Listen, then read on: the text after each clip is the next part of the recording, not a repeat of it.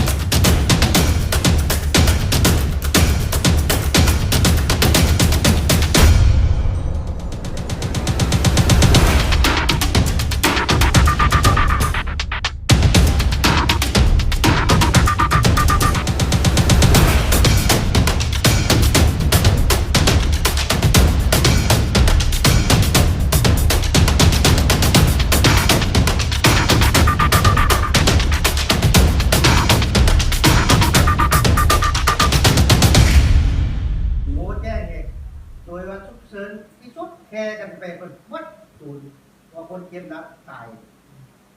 ที่รถยักษ์ไปในรถใหญ่ไปในไปรถที่ยังโมมีปิดโทรศัพท์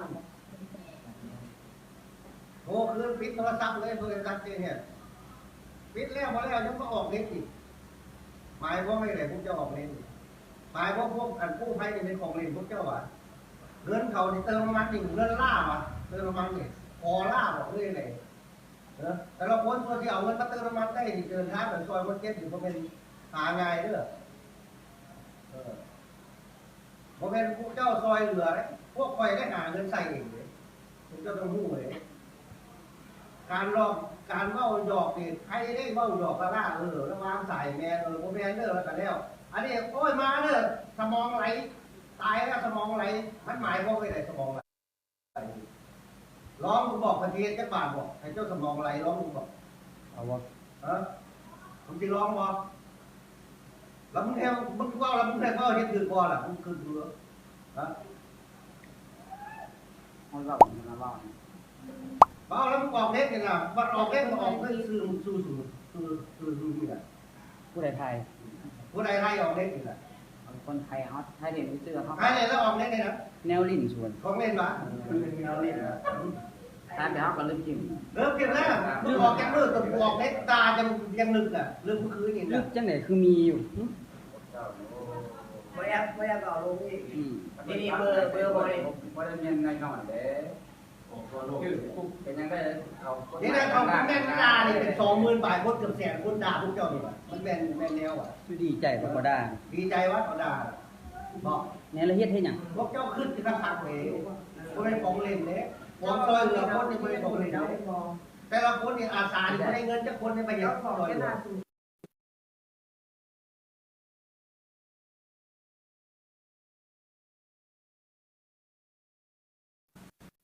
เจ้าเนี่ย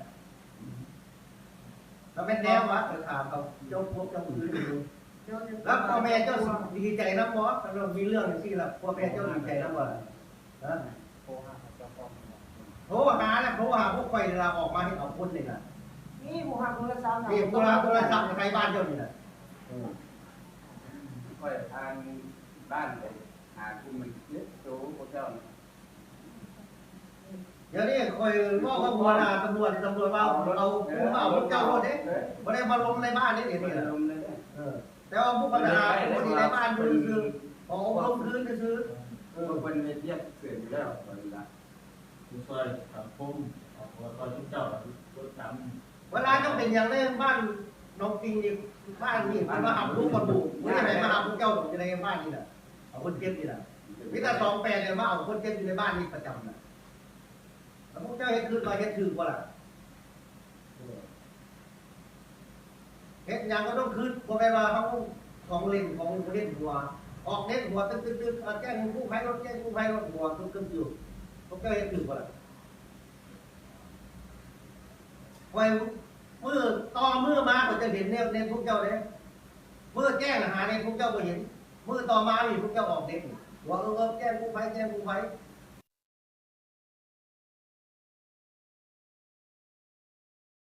พวกเจ้าว่าอย่าง มวนเลยหัวอีกอยู่ในคลิป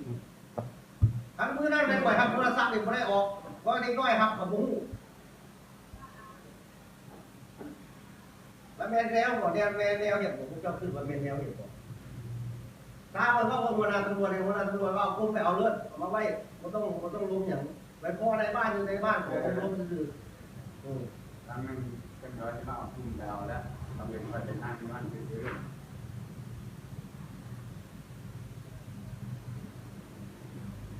พวกไฟนี้จัดตั้งเด้อมีการ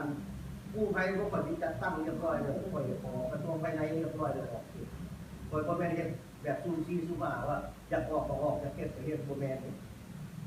พวกคนมีเอกสารครบก็ได้เก็บกู้ภัยเลย ำตรงอะไรต้องพูดจาก กระทรวงภายในนี่อนุญาตให้พวกคนมาออกกู้ภัย ก็รถเจ้าผู้ว่าต้องไม่ได้ผู้เจ้าเนี้ยผู้ ผมตำรวจได้ให้พวกคนไปกู้ภัยนี่คนขอที่จากตำรวจเพื่ออนุญาตให้พวกคนมากู้ภัยเดี๋ยวนี้คนไปรายงานเพื่อนบอกไปเอามันมาไม่รถ การปกครองบ้านเพื่อศึกษาเงินและรับไหมตามระเบียบการจึง ไอ้บ้านของ พว บึ ก กทั้ง เรา โล ทำงานทั้งนี้ ไอ้บ้านของบึกทั้งโลทั้ง เพื่ ติ่ อง สร้างความมีหน้ามีแก่สังคมเป็นต่อไปก็ไปเพื่อสร้างความมีหน้ามีแก่สังคมที่ว่าสังคมเป็นที่ว่าเขา ผู้ที่ยังไปแล้ว ได้ที่อยู่ปัจจุบันเนี่ยจะได้มาสังคมมาเป็นละบสบบ้านแล้วในโลกในนี่เหลือแล้วก็สร้างความคิดบนสมมตินั้นสร้างต่อไป ตอนนี้ที่ สอง ต้องสร้าง ถ้ามีปัญหาเกิดอีกในการต่อไปแม่ให้ทางการเกี่ยวข้องดำเนินคดีทางแปลงและอันนาโดยบนข้อต่อว่าว่าที่สั้นๆแต่ว่ามีความหมายค่ะพวกเจ้าต่างเรื่องต่างราวเกิดขึ้นที่ว่าเรื่องที่พอดีในสังคมนั่นนะแล้วเป็นผลลัพธ์นี่คนจะมาอ้างคนจะมาให้พวกเจ้าเบิ่งว่าพวกเจ้าได้สร้างคนอื่นมาอยู่แล้ว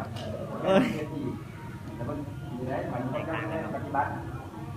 กฎระเบียบทางผ่านงานแข่งกันไล่ยิงไล่ยิงสามก็เป็นคนที่ของครอบครัวของสังคมและจะเปลี่ยนแปลงจะสร้างความสงบโดยสังคม ใครอยู่แถวนั้นเป็นตัว ใน มัน ด้านพื้นฐานก็เป็นสิ่งที่ขึ้นโดยพื้นฐานความจริงและเอกภาพกันบท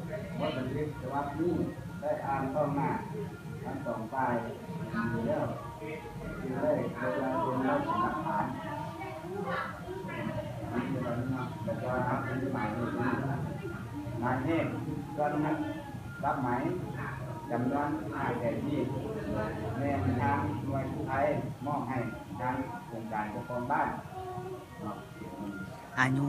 16 ปีแล้ว อายุ16 ปีทั้งสองคนเลย ก็ถามพ่อแม่เป็นที่มอบผู้ใดกับมอบพ่อเงินแจก ตอนนี้ มันก็ต้องมีความมาแต่ละคน ก มอบให้หมดแล้ว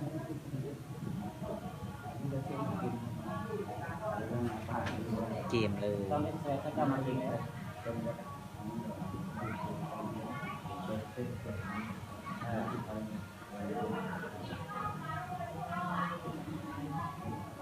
นไรอยู่คลองจะเป็นน้ำคลองคลองมันเป็น นี่ได้ยินไหมจะต้องไป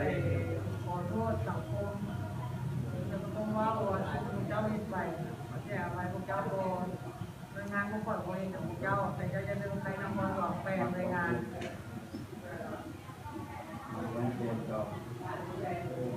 คือใช่แม่พวก คือ เรียนว่าจะว่าจะแปลได้ แล้วก็มีหัวโจกจอยรันนี่นี่คือเชื่อมาได้เชื่อเจ้าละเชื่อเต็มมาละมีไรนะแล้วมันแบกก็รู้แล้วใบใบอย่างนั้น ยิ้มในใจ ใบดีใบมีไรนี่แหละแม่พูดอะไรพูดพูดเลยพูดเลยพูดเลยนะดีมากเดี๋ยวก็เอาเรื่องเป็นยากนี่ยากตรงกลางนี่ความเอาเป็นกลางมันเป็นแนวเลยคุณทำการเมื่อกี้เขาไม่ได้หาได้ง่ายกว่านั้น ไปคุณผู้ไรหัวจะขโมยนะสองคน จำไม่จำไม่จำดีตัวนี้ ถ้ามันคือนั่นเนี่ย อะไร ขึ้นเลย พวกคนอยู่คนจีนเหรอพวกเทนบอกมาแล้วงานเรื่องของเจ้าได้ครับพวกกองพวกเทนสอบบ้านน้อยอีก หัวหน้าไปแล้ว คนหน้า นานา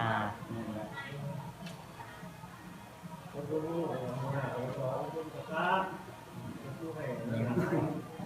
โอ้ย อ๋อพวกเทนดูเทนด้วย นานาเลย